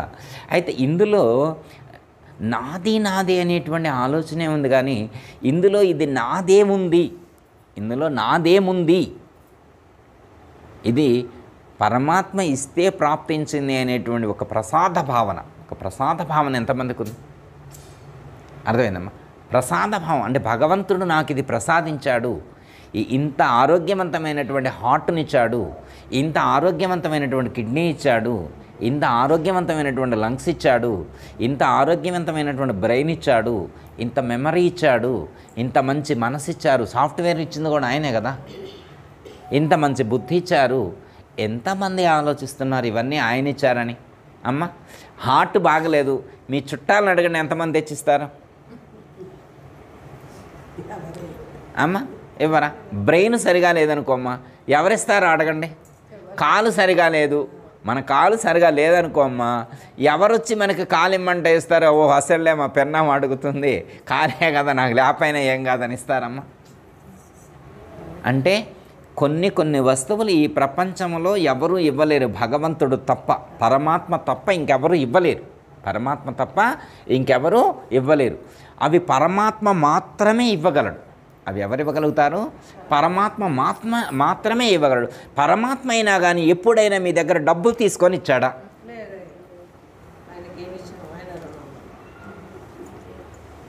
మొన్న ఇక్కడ గ్లోబల్ హాస్పిటల్ కాడికి వెళ్ళారంట, లివర్ బాగలేదని చెప్పి. ఆయన లివర్ ట్రాన్సాక్షన్ చేయటానికి 2 కోట్లు అడిగాడట. ఎంత అడిగాడు? 2. ఇప్పుడు మన లివర్ బాగానే పనిచేస్తుందిగా, మన లివర్ బాగానే 2 కోట్ల వాల్యూ మన దగ్గర ఉన్నట్టే కదా. మరి 2 కోట్ల విలువ చేసేటువంటి లివర్ మనకి పరమాత్మ ఇచ్చున్నాడు అంటే మరి 2 కోట్ల మనం దండం పెట్టాలా వద్దా? 2 కోట్ల మనం ఒబీడియన్స్ కలిగి ఉండాలా వద్దా? మరి ఎంతమందికి ఉంది? ఎంతమందికి ఆ శరణాగత భావన ఉంది? ఎంతమందికి ఆ భక్తి ఉంది? ఎంతమందికి ఆ ఎంతమంది ఫీల్ అవుతున్నారు అంటే అమ్మ కృతజ్ఞత భావం ఎంతమందికి ఉంది? ఎవరైతే ప్రకృతి పట్ల, పరమాత్మ పట్ల కృతజ్ఞతాభావంతో జీవిస్తారో వాళ్ళు సక్సెస్ అవుతారు, వాళ్ళు పరమాత్మకు దగ్గర అవుతారు, వాళ్ళు పరమాత్మకు ఇష్టలు అవుతారు. పరమాత్మకు ఇష్టలు ఎవరవుతారు? పరమాత్మ ఎవరిని ఇష్టపడతాడు అంటే అలాంటి కృతజ్ఞతా భావన, గ్రాటిట్యూడ్ ఎవరికి ఉంటుందో వాళ్ళను పరమాత్మ యాక్సెప్ట్ చేస్తారు. ఎందుకంటే చేసిన మేలును మరచిపోయేవాడు, పొందిన ప్రయోజనాన్ని మరచిపోయేటువంటి కృతజ్ఞుడు ఎవరైతే ఉంటాడో వాళ్ళకి వెళ్ళి చూడను కూడా చూడు. అర్థమైందమ్మా?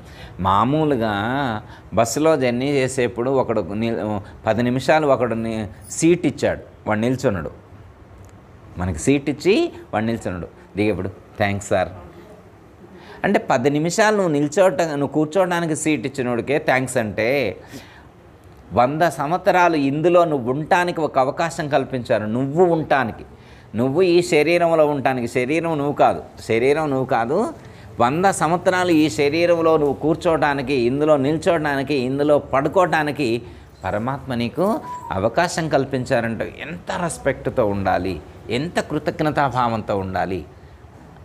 అదిగో చేసిన మేలును మరచిపోకుండా కృతజ్ఞత చూపెట్టేటువంటి వాళ్ళు ఎవరైతే ఉంటారో వాళ్ళంటే ఆయనకి ఇష్టం. మంచి తల్లిదండ్రులను ప్రసాదిస్తే తల్లిదండ్రులను పట్టించుకోకుండా తిరుగుతున్నాడు వాడు.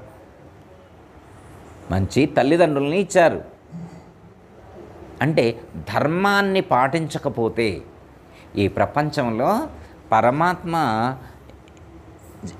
కొన్ని ధర్మాలు సూచించారు. పరమాత్మ సూచించినటువంటి ధర్మాలను ఉల్లంఘించినటువంటి వాళ్లకు ముక్తి లేదు, వాళ్ళు ముందుకు వెళ్ళలేరు ఆధ్యాత్మిక మార్గంలో. అసలు ఆధ్యాత్మికంలోనే కాదు, వ్యవహారికంగా ప్రాపంచిక మార్గంలో కూడా వాళ్లకు ముందుకు వెళ్ళలేరు. అంతేకమ్మా, ధర్మాన్ని ఉల్లంఘించినటువంటి వారికి ముక్తి లేదు. అందుకే మనకి ఫస్ట్ ఫండమెంటల్స్ చెప్పేప్పుడే ధర్మేచ అర్థేచ మనకి పురుషార్థాలు చెప్తారు కమ్మా. ధర్మ అర్థ కామ మోక్షం అనేటువంటిది పురుషార్థాలు చెప్తారన్నమాట. అంటే ఈ ప్రపంచంలో పుట్టిన ప్రతి ఒక్కరు కూడా పాటించవలసినటువంటి కనీస ధర్మాలు అన్నమాట. అర్థమైందమ్మా? ధర్మ అర్థ కామ మోక్షం ఇవి 4 పాటించాలి. ప్రతి పురుషుడు అంటే పురుషుడు కాదు, ప్రతి మనిషి కూడా పాటించవలసిన. ఇవి పాటించిన తర్వాత సాధన చతుష్టయ సంపత్తి లేకపోతే అష్టాంగ యోగ సాధన అవి చెప్పాలి వాళ్ళకు. కనీస ధర్మాలే పాటించినటువంటి వాడికి ఇంకా ఆధ్యాత్మికంలో ముందుకేం వెళ్తాడు? వాడికి ఏమి ధనం ప్రాప్తిస్తుంది? వాడికి ఏమి కోరికలు ప్రాప్తిస్తాయి? ఇక వాడికి ముక్తి ఏమొస్తుంది? అంటే అర్థకామముల యందు అంటే కోరికలు ఉంటాయి.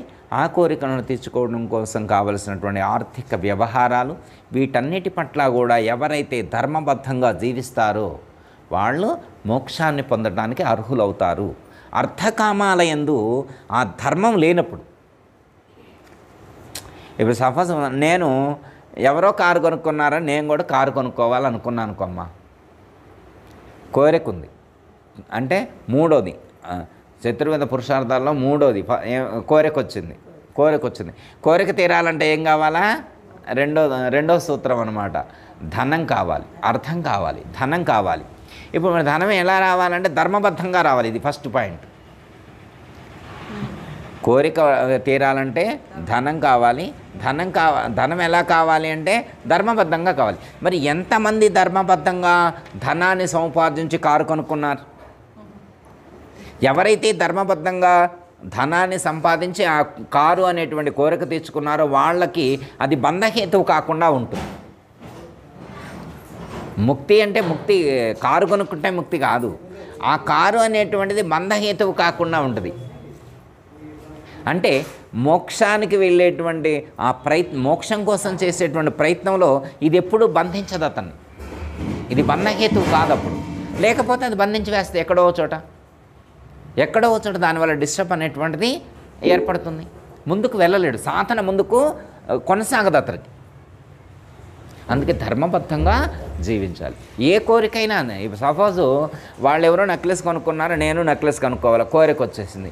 కోరిక తీరాలంటే ధనం కావాలంటే ఓకే, ధనం కావాలి. అయితే ఆ ధనాన్ని నువ్వు ఎలా సంపాదించుకుంటున్నావు అనేటువంటి దాని మీదనే ఇక్కడ ఆధారపడి ఉంటుంది.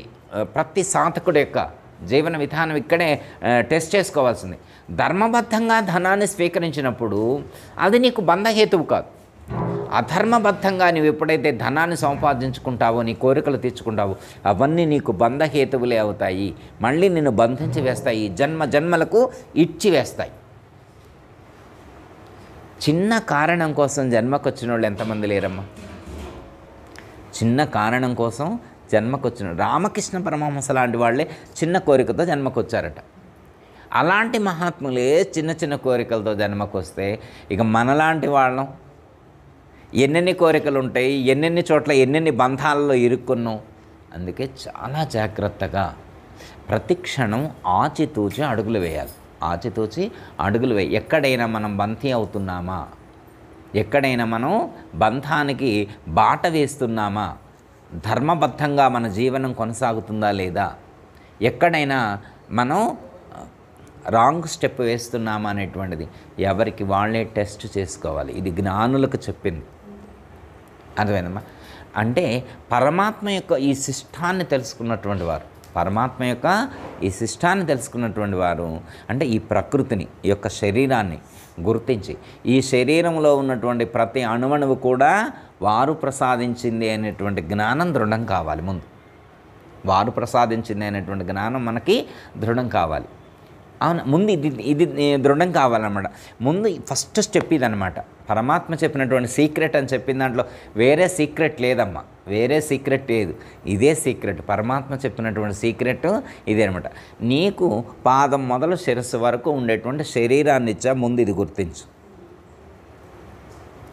ఇందులో మంచి ఆర్గాన్స్, ప్రాణం యొక్క ఉచ్ఛ్వాస నిశ్వాస యొక్క ప్రక్రియ, ఇందులో ఒక సాఫ్ట్వేర్ ఇన్స్టాల్ చేసి ఉంచా. ఇంత సిస్టమ్ నీకు ఇచ్చా. ఎందుకంటే నన్ను గూర్చి తెలుసుకుంటావని. ఇవన్నీ నేను నీకెందుకు ఇచ్చా? ఇప్పుడు ఒక ఆయన 3D ఫిల్మ్ వచ్చిందని సినిమాకి వెళ్ళాడు. 3D film. వాళ్ళందరూ కళ్ళజోడిచ్చారు సినిమా హాల్కి వెళ్తే. వాడు కళ్ళజోడు పెట్టుకోలేదు. నాకు బొమ్మలు కనపట్టలేదు అని కాసేపు కూర్చున్న తర్వాత 10 నిమిషాల తర్వాత వాడు పిల్లగాడిని అడుగుతుంది, ఏం కనపట్టలేదు, ఏం బొమ్మలు కనపడలేదు, ఇదేం సినిమా ఏడా తీసుకొచ్చి నువ్వు అంత గోలగోలగా ఉంది అని వాడిని అంటాడు. ఆ పిల్లగాడు గుర్తించిండు, ఎందుకు కనపడలేదు, అందరూ కనపడుతుంది, నీకెందుకు కనపడలేదు అన్నాడు. అప్పుడు లైట్ వేసి చూసిండు అన్నాడు వాళ్ళ నాన్నకి వెళ్ళి, కళ్ళజోడు పెట్టుకోవాలి. అప్పుడు ఏం చేసి కళ్ళజోడు తీసి అడిగి పెట్టిండు. ఇప్పుడు అబ్బాలే కనపడుతుంది అంట. అదేనా అంటే దాన్ని చూడటం రావాలి, మనం దాన్ని గుర్తించగలగాల. ఎందుకోసం ఇవ్వబడింది అనేటువంటి దాన్ని గుర్తించాలి. ఆ కళ్ళజోడు ఎందుకు ఇచ్చారో గుర్తించితే ఆ ప్రయోజనం పొందగలుగుతాడు, ఆ ప్రయోజనాన్ని పొందగలుగుతాడు. ఇప్పుడు ఆ కళ్ళజోడును మనం ఇస్తే, అంటే ఈ శరీరమే అనుకోండి, ఒక మనకు పరమాత్మ ప్రసాదించింది, పరమాత్మను చేరటం కోసం పరమాత్మ మనకిచ్చినటువంటిది ఈ శరీరం. అర్థమైందమ్మా? 25 ఇంద్రియాలు, 25 స్థూల శరీర భాగాలతో కూడి ఉన్నటువంటి శరీరం, లేకపోతే పంచకోశాలు అనుకోండి, అన్నమయ, ప్రాణమయ, మనోమయ, విజ్ఞానమయ, ఆనందమయ అనేటువంటి పంచకోశాలతో కూడి ఉన్నటువంటి ఈ శరీరాన్ని పరమాత్మ మనకు ఇచ్చారు. అంటే ఎందుకు ఇచ్చారు అనేది ఇప్పుడు మనకు తెలిసింది. ఎందుకు ఇచ్చారు అంటే పరమాత్మను చేరుకోవటం కోసం అనేటువంటిది అర్థమైంది. పరమాత్మను చేరుకోవటం కోసం అని అర్థమైంది. అంటే పరమాత్మను చేరుకోవటం కోసం ఇవన్నీ ఇవ్వబడ్డాయా అంటే ఇవ్వబడ్డాయి అని ఒక దృఢత్వం ఏర్పడింది. అప్పుడు పరమాత్మ చెప్పినటువంటి పద్ధతిగా సాధన చేయటం మొదలుపెట్టాడు. సాధన చేయటం మొదలు పెడితే కొంతకాలం సాధన చేసిన తర్వాత ఏమర్థమైందంటే ఇందులో ఉన్నటువంటిది పరమాత్మ కంటే భిన్నంగా లేదు, పరమాత్మ కంటే వేరుగా లేదు, పరమాత్మే నేను, నేనే పరమాత్మ, మమే వంశో జీవలోకే జీవభూత సనాతన అనేటువంటి సత్యాన్ని గుర్తెరగలిగాడు. ఓకే అంటే అప్పుడు తాను పరమాత్మ కంటే భిన్నం కాదు అనేటువంటి సత్యాన్ని అప్పుడు గుర్తెరగలిగాడు. అర్థమైందమ్మా? అంటే నీవు ఆ స్వరూపాన్ని తెలుసుకోవటం కోసం నీకు ఇవ్వబడింది ఇంత గొప్ప శరీరం, ఇంత గొప్ప మనసు, ఇంత గొప్ప బుద్ధి, ఇంత గొప్ప జ్ఞానం. ఎందుకంటే అమ్మా గురువు రూపంలో ఉండి చెప్పేది కూడా తానే, సద్గురువు రూపంలో ఉండేది చెప్పేది ఎవరు? తానే. సద్గురువు రూపంలో ముందు శరీరాన్ని ఇచ్చి శరీరంలో వినటానికి కావాల్సినటువంటి సిస్టమ్ మొత్తాన్ని క్రియేట్ చేసి తానే ఒక గురువు రూపంలో వచ్చి ఇది నీకు ఇలా ఇవ్వబడింది అని చెప్పారు. అర్థమైందమ్మా? మరి ఇంత చెప్పేవాళ్ళు ఎవరున్నారు? మనకు ఇంత మేలు చేస్తున్నాడు కాబట్టి, పరమాత్మ మనకు ఇంత మేలు చేశాడు కాబట్టి మనం ఏం చేయాలి? నిరంతరం పరమాత్మ యందే భక్తి కలిగి ఉండాలి. దైవమునందు నీ మనసు లగ్నము చేసి ఉంచాలి. దైవమునందు మనసు లగ్నం చేసి ఉంచాలి. దైవమునందు భక్తి కలిగి ఉండాలి. దైవమునే ఆరాధించాలి. అసలు ఈ ప్రపంచంలో నమస్కరించదగినటువంటి వాడు పరమాత్మ కంటే ఇంకొకళ్ళు లేరు. పరమాత్మ కంటే ఇంకొకళ్ళు నమస్కరించదగినటువంటి వాళ్ళు లేరు. నీ నమస్కారం పరమాత్మకే చెందుద్ది. మనకు తెలిసినా తెలియకపోయినా పరమాత్మకే చెందుతుంది, కానీ అజ్ఞానం ఉండొద్దు. అదేంది గురువు గారు, నేను మన ఆఫీస్ కాడికి వెళ్తే ఆఫీసర్ గారికి నమస్కారం పెట్టా, ఆఫీసర్ గారికి నమస్కారం పెడితే పరమాత్మకి ఎట్లా చెందుద్ది? అది వారిలో ఉన్న ఆత్మకే నా నమస్కారం చెందుతుంది అనేటువంటి జ్ఞానం ఉంటే అర్థమైందా? అంటే ప్రతి ప్రాణిలో ఉన్నది పరమాత్మ స్వరూపమే. కాబట్టి ఇక్కడ ప్రతి ప్రాణి పట్ల అలాంటి భావన కలిగి ఉండాలి. ఇప్పుడు దైవమునందు లగ్నం చేసి ఉంచాలన్నారు మనసు. దైవమునకు పట్ల భక్తి కలిగి ఉండాలన్నారు. దైవాన్ని ఆరాధించాలి అని చెప్పారు. దైవానికి నమస్కరించాలి అని చెప్పారు. ఈ 4 లక్షణాలు ఎవరికి చేయాలా? దైవానికి చేయాలి. ఇప్పుడు దైవాన్ని నువ్వు ఎక్కడ చూసావు? ఇప్పుడు దైవం ఎక్కడుంటే అక్కడ ఈ 4 చేయాలి. దైవమునందు మనసును లగ్నం చేసి ఉంచాలి.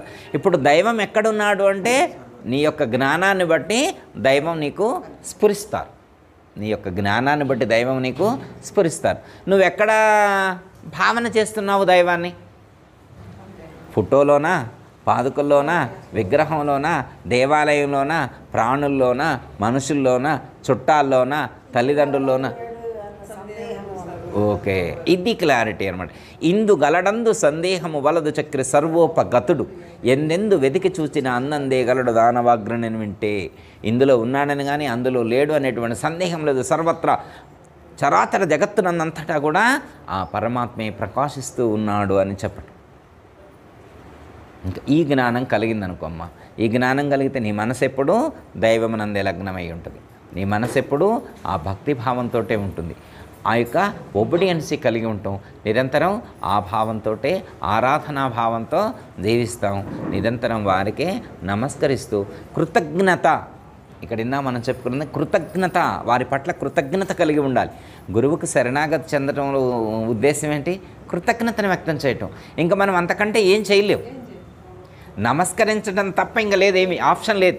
ఈ ప్రపంచంలో పరమాత్మకు నమస్కరించడం తప్ప నువ్వు చేయగలిగినటువంటి గొప్ప సాధన ఇంకేం లేదు. నమస్కరించడంలోనే ఉంది, మొత్తం నమస్కరించడంలోనే ఉంది. అర్థమైందమ్మా?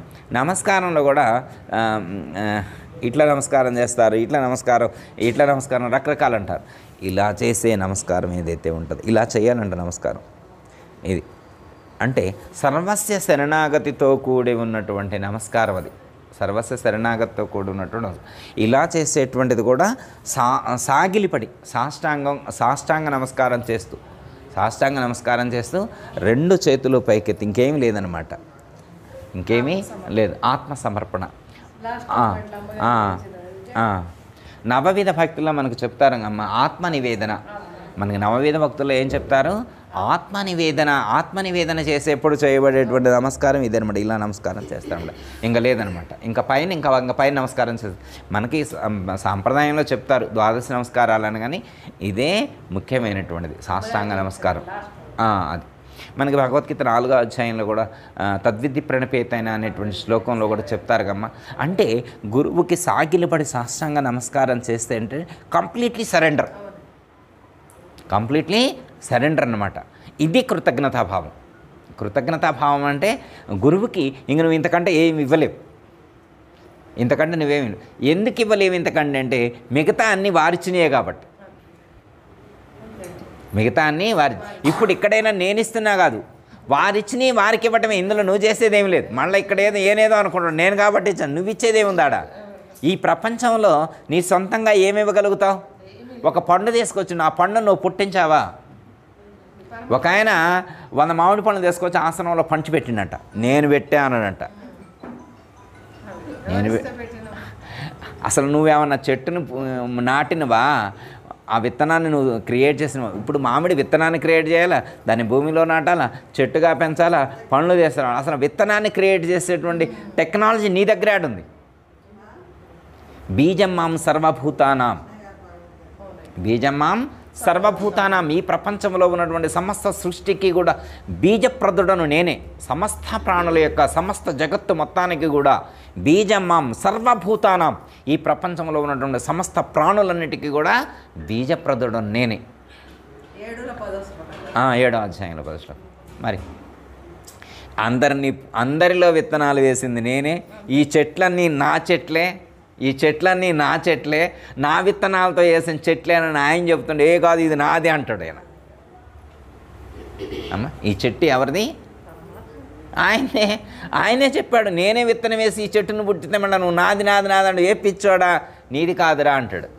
అది ఈ జ్ఞానం కలిగినప్పుడు ఈ చెట్టు ఆయనదే, ఇందులో ఉన్న విత్తనం ఆయనదే అని తెలుసుకున్నప్పుడు ఇక వెళ్ళి సరెండర్. ఇక అంతకంటే నీకు ఆప్షన్ లేదు. నీదేముంది? మనదేముంది? నాదేముంది? నీదేముంది? ఈ ప్రపంచంలో ఎవరిదేముంది? ఎవరిది ఏమి లేదు, అంతా ఆయనదే. అంతా పరమాత్మదైనటువంటి జ్ఞానము దృఢమైనప్పుడు ఇంకా పరమాత్మను తప్ప నీకు వేరే ఏ ధ్యాస ఉండదు. పరమాత్మ తప్ప అన్య ధ్యాస ఉండదు. పరమాత్మ తప్ప అన్య భక్తి ఉండదు. పరమాత్మ తప్ప అన్య ఆరాధన ఉండదు. పరమాత్మ తప్ప అన్యమైన దేనికి కూడా నీవు నమస్కరించవు. అదే ఈ సాధన చెప్పింది ఇక్కడ. అదే అన్నమాట. మనం ఏం చేయాలి అంటే దైవమునందు మనస్సు లగ్నం చేసి ఉంచాలి. అంటే నువ్వు దైవమునందు మనసు లగ్నం చేసి ఉంచాలంటే వెంటనే అడిగిపోవాలని అనుకోకూడదు.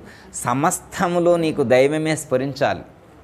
సమస్త ప్రాణుల పట్ల భక్తి కలిగి ఉండాలి. అంటే ప్రీతి అంటే ప్రేమ ప్రపూర్ణంగా ఉండాలి. సమస్త ప్రాణుల పట్ల కూడా ప్రేమ ప్రపూర్ణంగా వ్యవహరించాలి. ఆరాధనా భావంతో జీవించాలి. ఆరాధించాలి అన్నారు. మనం గురువుగారికి ఆరాధన చేసుకున్నాం. నిన్న గురువుగారికి ఆరాధన దాని యొక్క ఉద్దేశం అదే. ఆరాధించడం అంటే గురువుగారు ఫోటో పెట్టి ఆరాధించడం కాదు కదా. గురువుగారు చెప్పినటువంటి జ్ఞానాన్ని మనసులో పెట్టుకొని ఆ గురువుగారు చెప్పినటువంటి జ్ఞానమే సమస్త ప్రాణుల యందు ప్రకటితమవుతుంది అనేటువంటి భావనతో జీవించడమే ఆరాధనా భావం. అంతే తప్ప ఫోటో పెట్టి కొబ్బరికాయ కొట్టమా? అది కాదు కదా. నిజమైనటువంటి నివాళి ఎప్పుడు జరుగుతుందంటే వారు చెప్పినటువంటి జ్ఞానం సమస్త ప్రాణుల్లో మనం దర్శించగలిగినప్పుడు అది నిజమైనటువంటి నివాళి అవుతుంది కదా గురువుకి. గురువు దేనికి సంతోషిస్తారు? కొబ్బరికాయ కొట్టినందుకు సంతోషిస్తారా? కాదు. వారు చెప్పిన జ్ఞానాన్ని మనం నలుగురిలో దర్శించగలిగి ఆ జ్ఞాన భావంతో జీవించినప్పుడు వారు సంతోషిస్తారు. ఇది ఆరాధనా భావం. ఇక్కడ నమస్కరించాలి అన్నాడు. నమస్కరించడం అంటే శరణాగతి చెందటం. ఆ కృతజ్ఞతను మనం ప్రకటితం చేయటం. ఎవరైతే కృతజ్ఞతను ప్రకటించే శరణాగత భావంతో జీవిస్తారో వాళ్ళు పరమాత్మకు ఇష్టమట. ఎవరిష్టం పరమాత్మ కంటే? ఇవి చేసినోళ్ళు. అర్జున ఇంట్రా, చెయ్యిలో చేసి చెప్తున్నా, ప్రమాణం చేసి చెబుతున్నా, అర్థమైందా? నువ్వు నాకు ఇష్టమైనోడు కాబట్టి నీకు చెబుతున్నా, నువ్వు ఇట్లా చెయ్యి. ఏం చేయాలి స్వామి అంటే, నా యందు మనసును లగ్నము చేసి ఉంచు, నా యందు భక్తి కలిగి ఉండము, నన్ను ఆరాధించము, నాకు నమస్కరించము, శరణాగతి చెంది నమస్కరించు. ఇవి చెయ్యి అర్జున. ఇంతకంటే ఈ ప్రపంచంలో ఇంకేం లేదు. ఇక నువ్వు తెలుసుకోవాల్సిన సారాంశం ఏమీ లేదు. ఇదే ఎండ్, ఇదే కంక్లూషన్, ఇదే జ్ఞాన పరిసమాప్తి. జ్ఞానం యొక్క పరాకాష్ఠ ఇదే, జ్ఞానం యొక్క లక్ష్యార్థం ఇదే. జ్ఞానం యొక్క లక్ష్యార్థము ఈ స్థితిని పొందటమే. నువ్వు ఈ స్థితిని పొంది ఈ స్థితిలో జీవించటమే అర్జున అని చెప్పి శ్రీకృష్ణ పరమాత్మ మనకు ఇక్కడ సూచించటం అనేటువంటిది జరిగింది. ఓకే, మనం కూడా మరి శ్రీకృష్ణ పరమాత్మ అర్జునుడికి ఆ రహస్యాన్ని చెప్పారంటే మనందరికి కూడా పరమాత్మ చెప్తున్నానని అర్థం. మనమందరం కూడా అర్జునునమని భావించి మనమందరం కూడా అర్జునుమని భావించి మన గురువుగారు రూపంలో శ్రీకృష్ణ పరమాత్మ ఈ జ్ఞానాన్ని మనకు గుర్తు చేయటం అనేటువంటి జరిగింది. మనం ఈ జ్ఞాన భావంతో జీవించేటువంటి ప్రయత్నం చేద్దాం. ఓకే, దయతల సద్గురు ప్రభు మహారాజుకు.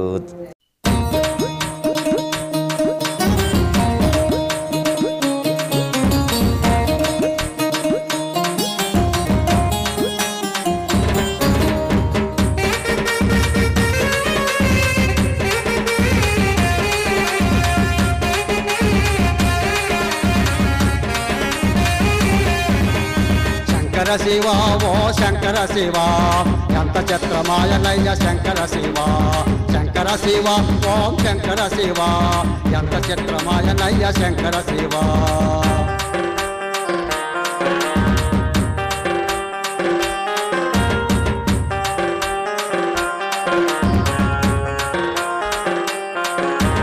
శంక చేరి వేళగానే చింతలన్నీ పాపుతావు, అంతులేని ప్రేమ చూపి ఆనందం పంచుతావు. కైలాస మెట్లన్నీ మా కోసం దిగుతావు, కాలకోట విసంరింగి నీలకంఠుడయ్యావు. విలాసాలు మాకిచ్చి శ్మశానాలు తిరుగుతావు. ఎంత గొప్పవాడివయ్య శంకర శివా, మా వంకరను దిద్దవయ్య శంకర శివా. ఎంత గొప్పవాడివయ్య శంకర శివా, మా వంకరను దిద్దవయ్య శంకర శివా. శంకర శివా ఓ శంకర శివా, ఎంత చిత్రమాయనయ్య శంకర శివా.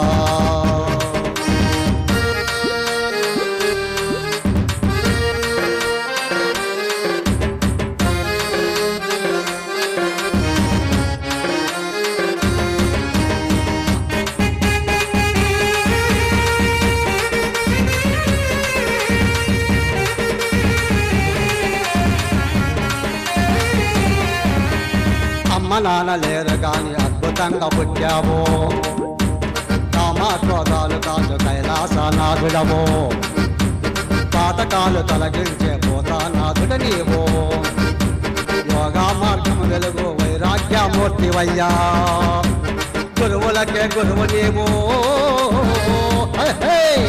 గురువులకే గురువు నీవు, ఆది దక్షిణమూర్తి. ఎంత గొప్పవాడివయ్య శంకర శివ, మా తప్పులన్నీ దిద్దవయ్య శంకర శివ. ఎంత గొప్పవాడివయ్య శంకర శివ, మా తప్పులన్నీ దిద్దవయ్య శంకర శివ. శంకర శివ ఓ శంకర శివ, ఎంత చిత్రమాయనయ్య శంకర శివ.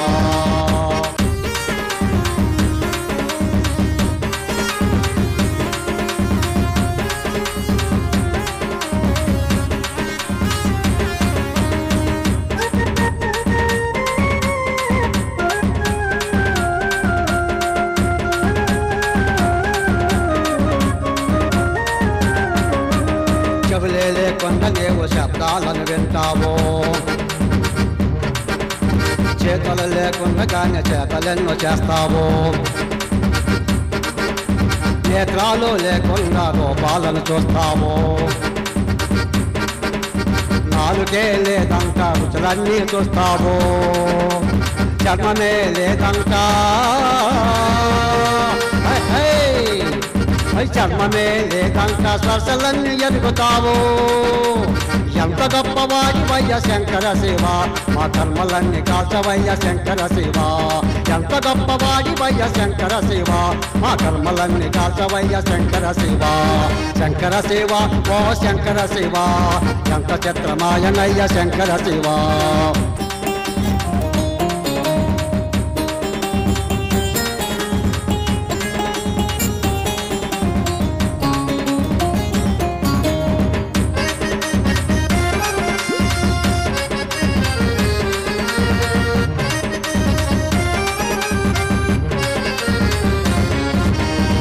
ఐశ్వర్యం ఉంది కానీ అహంకారమే లేదు ఆకలైతే లేదు నీకు అన్నపూర్ణవతి నీవు తప్పికైతే లేదు నీకు గంగాధరుడవు నీవు దేవాది దేవుడవై ధ్యానించుతావు నీవు మా కర్మలు భిక్షమెత్తి మా కర్మలు భిక్షమెత్తి మమ్ముల గరి చేర్చినావు ఎంత గొప్పవాడివయ్య శంకర శివ నీ అంత తెలియలేదయ్యా శంకర శివ ఎంత గొప్పవాడివయ్య శంకర శివ నీ అంత తెలియలేదయ్యా శంకర శివ శంకర శివ ఓ శంకర శివ ఎంత చిత్రమాయనయ్య శంకర శివ శంకర శివ ఓ శంకర శివ ఎంత చిత్రమాయనయ్య శంకర శివ శంకర శివ ఓ శంకర శివ ఎంత చిత్రమాయనయ్య శంకర శివ ఎంత చిత్రమాయనయ్య శంకర శివ ఎంత చిత్రమాయనయ్య శంకర శివ.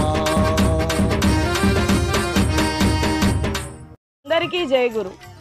మరిన్ని ఆధ్యాత్మిక రహస్యాల కోసం అచల బోధ, ఆత్మబోధ, భగవద్గీత, అలాగే పండుగల్లో దాగిన అర్థాలు, అంతరార్థాల కోసం మరియు యోగము, ధ్యానము మొదలైన అనేక ఆధ్యాత్మిక తెలుగు ప్రవచనాల కోసం క్రింద ఉన్నటువంటి రెడ్ కలర్ సబ్స్క్రైబ్ బటన్ను క్లిక్ చేయండి.